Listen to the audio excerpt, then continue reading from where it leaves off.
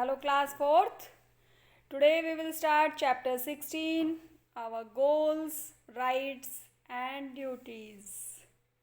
Okay तो देखिए हम लोग स्कूल जाते हैं और स्कूल जाने के साथ ही हमें बहुत सारे हमें राइट्स मिलते हैं, यानी कि अधिकार। हम स्कूल जाते हैं और जाने के साथ ही टीचर्स जो हैं वो हमें खेलने को भी देते हैं, बहुत सारी एक्टिविटीज़ भी करवाते हैं, बहुत सारी स्टडीज़ भी हम जा कर के करते हैं। इसके अलावा बहुत सारी ड्यूटीज़ भी हैं जो हमें फॉलो करनी पड़ती हैं, बहुत सारे लॉज हैं, रूल्स हैं जो हमें स्कूल में जा कर के मानने भी पड़ते हैं, है ना। तो इसी तरीके से पूरे देश को चलाने के लिए हमारी जो कॉन्स्टिट्यूशन है, हमारा जो संविधान है, उसमें हमें कुछ जो है राइट्स दिए हुए हैं, कुछ गोल्स दिए हुए हैं, कुछ हमारी ड्यूटीज़ भी हमें बताई गई हैं। यानी कि हम इस देश में रह कर के हमारे क्या क्या अधिकार हमारे लिए हमें मिले हुए हैं, हमें क्या क्या गोल्स हैं, हमारे हमारे क्या क्या उद्देश्य हैं और हमारी क्या क्या इस देश के लिए ड्यूटीज़ हैं, यानी कि क्या क्या हमारे कर्तव्य हैं। तो चलिए हम स्टार्ट करते हैं हमारा chapter. And first step of this chapter is, in the space given below, list 2 rules that you follow in your school. तो देखिए आप अपने स्कूल में जाते हैं, आपको कौन से 2 ऐसे रूल्स हैं जो आपको फॉलो करने पड़ते हैं, आपको यहाँ पर उनको मेंशन करना है। आप कर सकते हैं, आपको पता है स्कूल में क्या क्या रूल्स आपको फॉलो करने होते हैं, है ना। चलिए नाउ लेट्स स्टार्ट।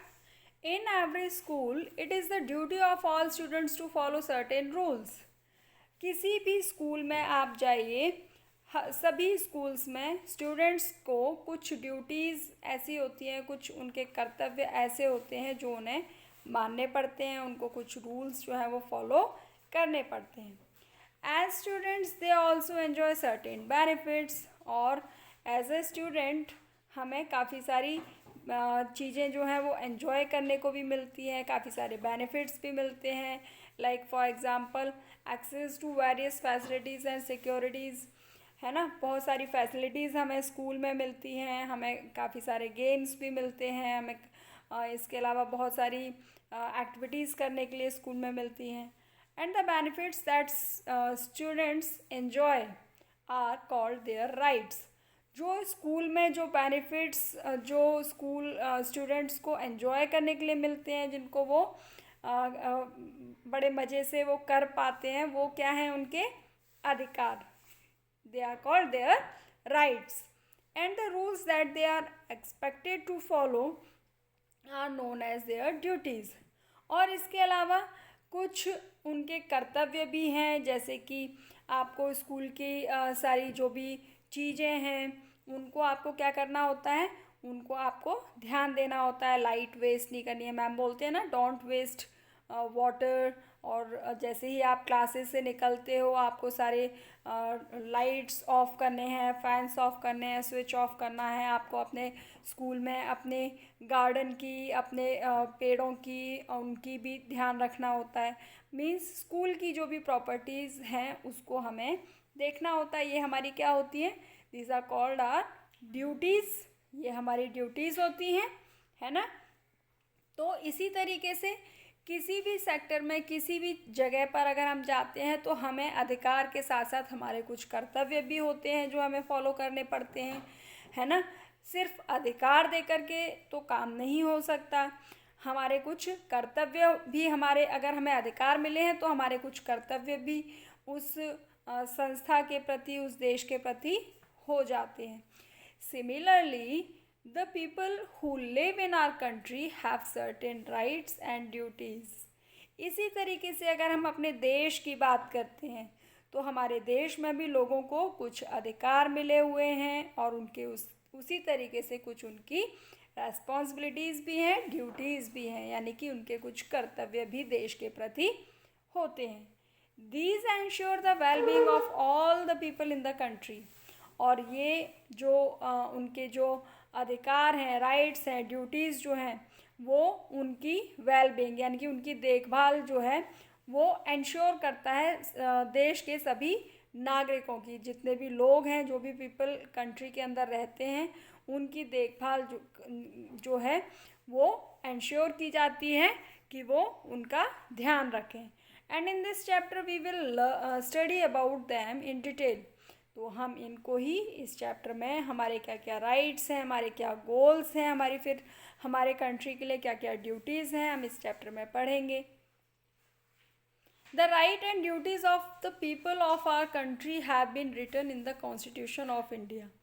हमारे गोल्स, हमारी ड्यूटीज़, हमारे राइट्स जो हैं, सब कुछ जो है हमारी एक, आपको पता है, हमने स्कूल में आपको दिखाया भी था, एक बुक है कॉन्स्टिट्यूशन ऑफ इंडिया, जिसमें रिटन फॉर्मेट में सब कुछ लिखा हुआ है कि हमें हमारे क्या क्या अधिकार हैं। अगर हमारे साथ कुछ गलत होता है तो हम उसके खिलाफ जो है आवाज़ उठा सकते हैं। इसके अलावा हमारे देश के लिए क्या क्या कर्तव्य हैं, हमारी क्या क्या ड्यूटीज़ हैं, वो भी हमारे कॉन्स्टिट्यूशन ऑफ इंडिया में सब कुछ लिखा गया है। A constitution is the basic set of laws according to which a country is govern. तो कॉन्स्टिट्यूशन जो है वो क्या है, वो एक बेसिक सेट है जिसमें सारे लॉज जो हैं, सारे नियम कानून जो हैं वो उसके अंदर लिखे गए हैं कि किस तरीके से हमारे देश को गवर्न किया जाए, किस तरीके से हमारे देश को चलाया जाए। The constitution of India came into effect on 26 जनवरी 1950। तो हमारा ये जो संविधान था, कॉन्स्टिट्यूशन जो था, वो कब इफेक्ट में आया, कब लागू हुआ? 26 जनवरी 1950 में सबसे पहले हमारे देश का संविधान जो था वो लागू हुआ। तो देखिए यहाँ पर आपको दिया हुआ है, डिड यू नो, क्या आप जानते हो? It took 2 years 11 months and 18 days to complete the Constitution of India। हमारे देश का जो संविधान है, वो संविधान आपको पता है कि दुनिया का सबसे लंबा लिखित संविधान है, जिसको बनने में 2 साल 11 महीने और 18 दिन लगे, तब जाकर हमारा कॉन्स्टिट्यूशन जो है वो पूरा हुआ। Now turn to page number 106। सबसे पहले हम बात करेंगे हमारे गोल्स की, यानी हमारे उद्देश्य क्या हैं। The following goals have been laid down by the Constitution of India to ensure the welfare of all the citizens in our country। तो हमारे कुछ गोल्स हैं जिनको हमारे संविधान में जो है वो लिखा गया है, बताया गया है कि जो हमारे सिटीज़न हैं, हमारे देश, हमारी कंट्री के जो सिटीजन्स हैं, उनके वेलफेयर का, यानी कि उनके कल्याण का, उनकी देखभाल जो है कैसे कैसे की जाएगी, कैसे कैसे हो सकती है, वो हमारे कॉन्स्टिट्यूशन ऑफ इंडिया ने बताया है, एंश्योर किया है। तो सबसे पहले, no unjust treatment on the basis of religion, caste and gender. मतलब किसी भी व्यक्ति के साथ उसके धर्म के आधार पर, उसकी कास्ट के आधार पर, जात के आधार पर, उसके जेंडर यानी कि आदमी है औरत है, उसके आधार पर उसमें कोई किसी भी तरीके का भेदभाव नहीं किया जाएगा।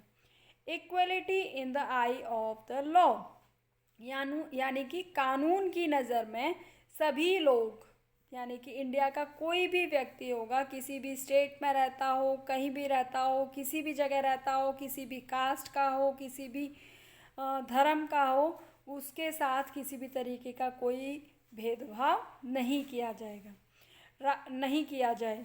Right to choose representative in the government, सरकार को चुनने के लिए, सरकार के लिए, सरकार जो बनाई जाती है, जो हमारे पूरे देश को गवर्न करती है, चलाती है, उसके जो रिप्रेजेंटेटिव होते हैं, उनको चुनने का सभी को समान अधिकार होगा। फ्रीडम टू थिंक, यानी कि सोचने का आज़ादी, सब आप जैसा चाहें, जिस तरीके से चाहें, अपने स्वच्छंदता के साथ वो सोच सकते हैं, एक्सप्रेस ओपिनियन, अपने जो विचार हैं उन्हें प्रकट कर सकते हैं। And follow the religion of choice as long as they do not harm other in the society. जो भी धर्म वो अपनाना चाहते हैं वो धर्म वो अपना सकते हैं, लेकिन वो ऐसे अपने धर्म को अपनाएं कि वो किसी दूसरी सोसाइटी को उससे नुकसान ना पहुंचाए। Equal and fair opportunities to study and work, यानी कि सबको पढ़ने का और कोई भी काम करने का समान अधिकार मिले। Respect for all in the country, और सभी को पूरे कंट्री में कोई भी किसी भी कास्ट का हो, किसी भी धर्म का हो, सबको समान रेस्पेक्ट, समान आदर जो है वो मिले। तो ये तो हैं हमारे गोल्स जो कि हमारे कॉन्स्टिट्यूशन ऑफ इंडिया में बिल्कुल पूरी तरीके से लिखित रूप में हमें दिए गए हैं। इसके अलावा हैं हमारे फंडामेंटल राइट्स, यानी कि सबसे पहले हमारे कुछ फंडामेंटल राइट्स आ जाते हैं, अधिकार आ जाते हैं, जिनको हमारे कोई भी व्यक्ति, कोई भी सरकार, कोई भी पूरी कंट्री में हमारे इन अधिकारों को नहीं छीन सकता। हम हमारे अधिकारों की जहाँ हमें लगे कि उनके साथ में खिलवाड़ हो रहा है, उनको कोई छीनने की कोशिश कर रहा है, तो हम उसके खिलाफ आवाज़ उठा सकते हैं। The constitution of India gives the citizen of our country some basic rights that can not be taken away from them.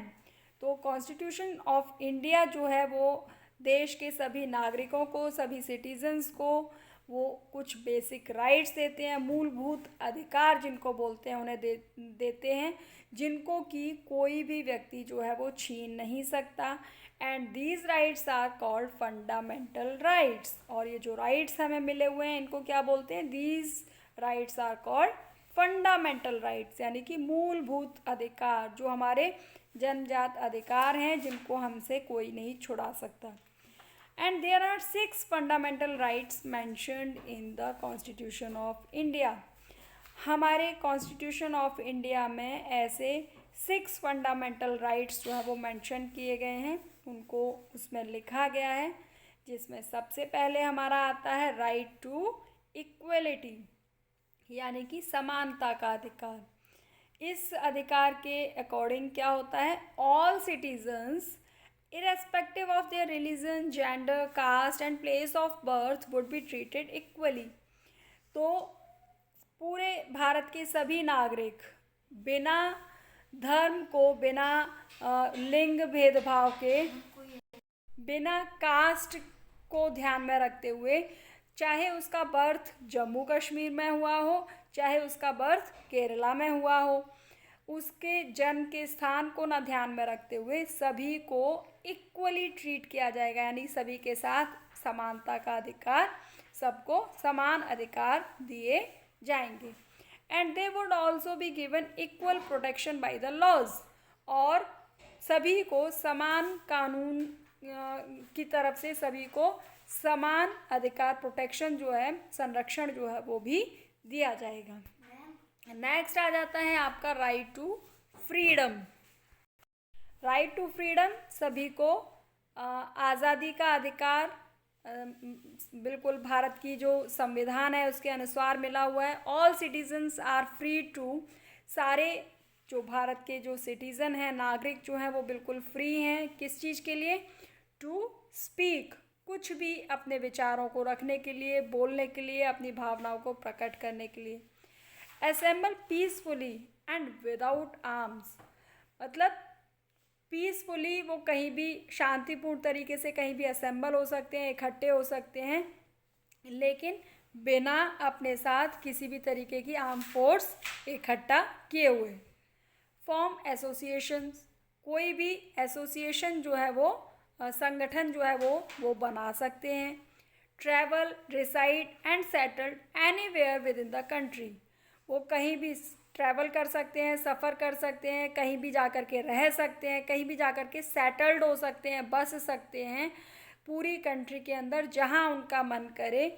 यानी कि अगर एक स्टेट का जो व्यक्ति है, ऐसा नहीं है कि अगर उसे दूसरे स्टेट में, यानी कि अगर उत्तर प्रदेश का कोई नागरिक है, वो जा कर के अगर पंजाब में रहना चाहे तो वो पंजाब में जाकर रह सकता है, अगर उसे दिल्ली में जाकर शिफ्ट होना है तो वहाँ जाकर शिफ्ट हो सकता है। यानी कि वो पूरी तरह से फ्री है कि वो कंट्री के किसी भी पार्ट में जा कर के रहे।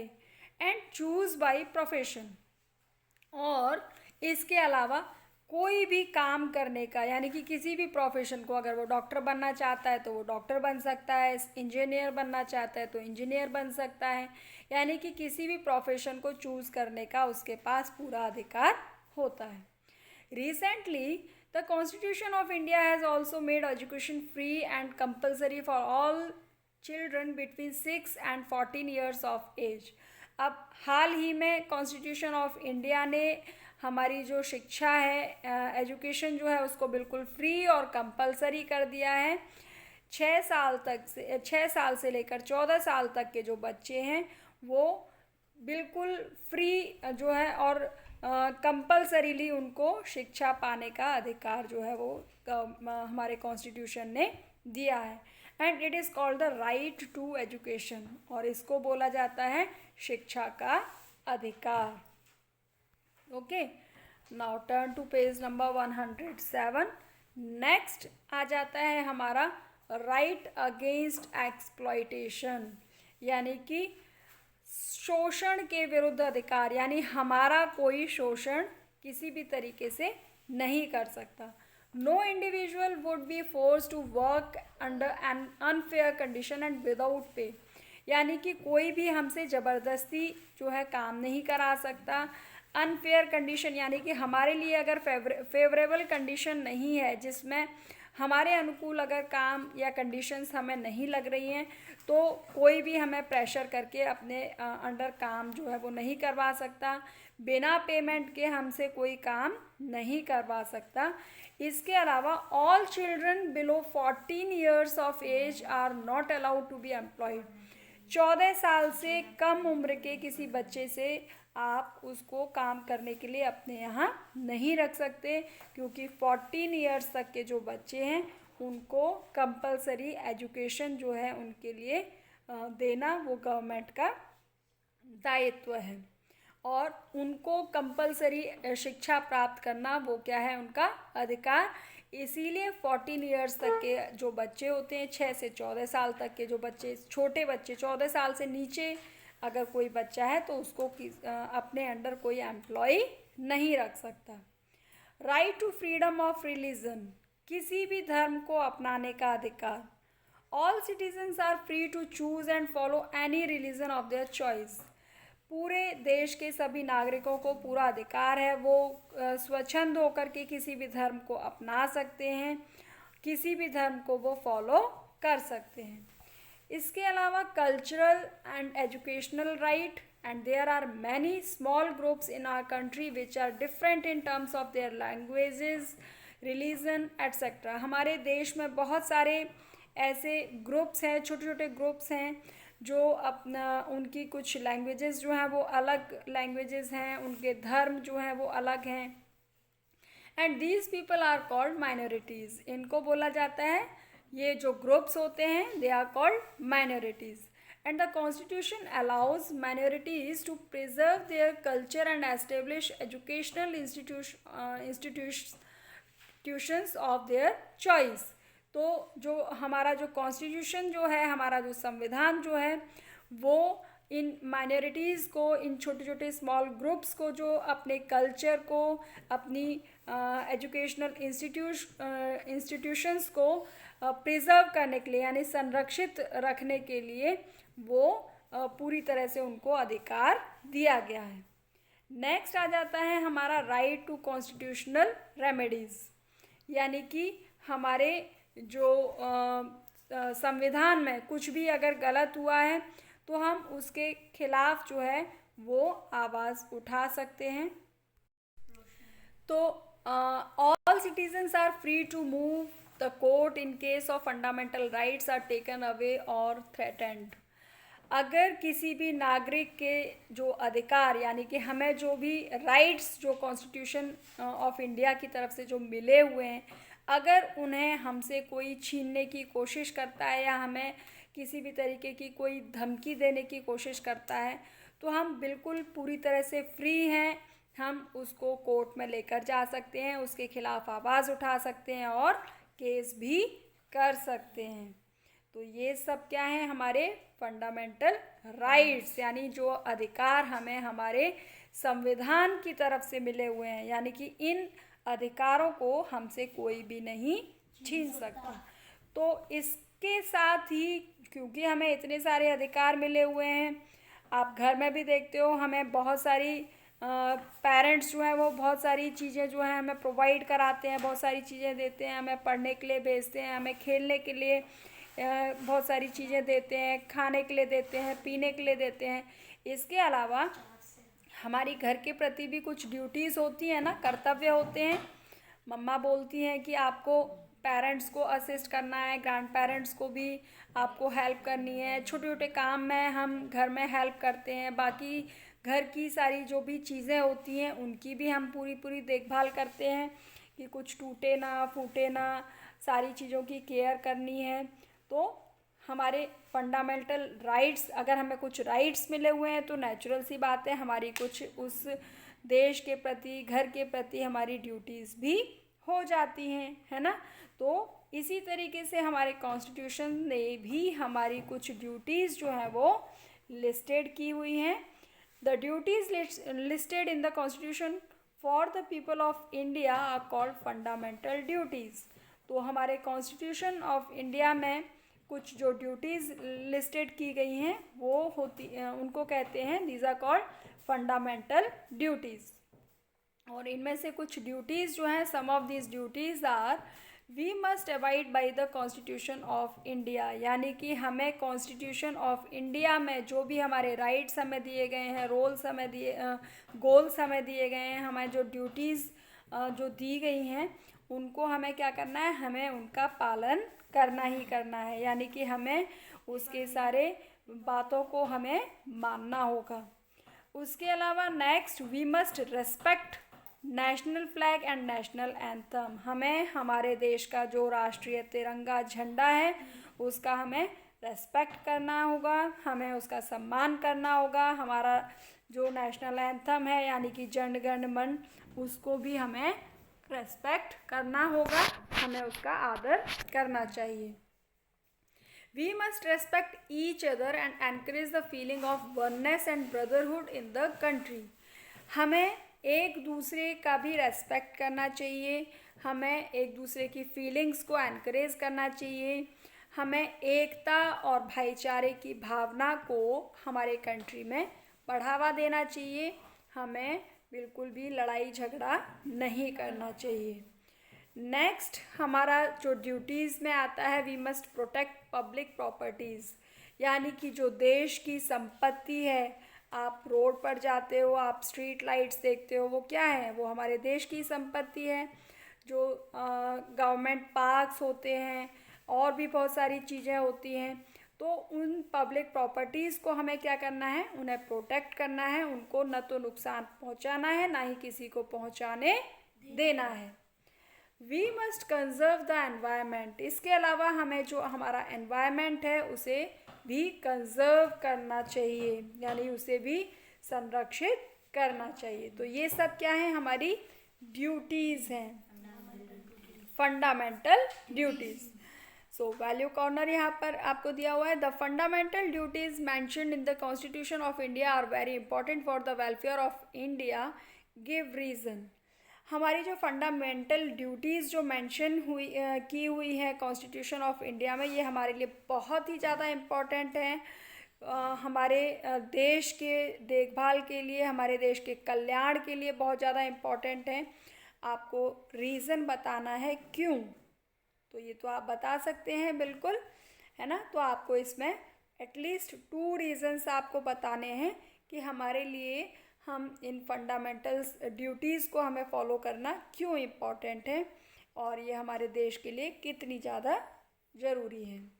ओके, तो this was your chapter is finished. यहाँ पर देखिए एक आपको राउंड अप मैप दिया हुआ है, वेलफेयर ऑफ सिटीज़न।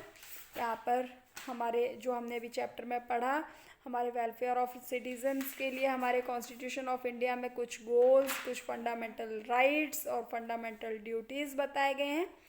तो आप क्या करेंगे, अपने नोटबुक के लेफ़्ट साइड के पेज में सबसे पहले ये माइंड मैप ड्रॉ करेंगे, ओके, और इससे आपका पूरा कंप्लीट चैप्टर का क्विक रिवीजन हो जाएगा। और नेक्स्ट क्लास में करेंगे हम लोग exercises of this chapter. Till then bye.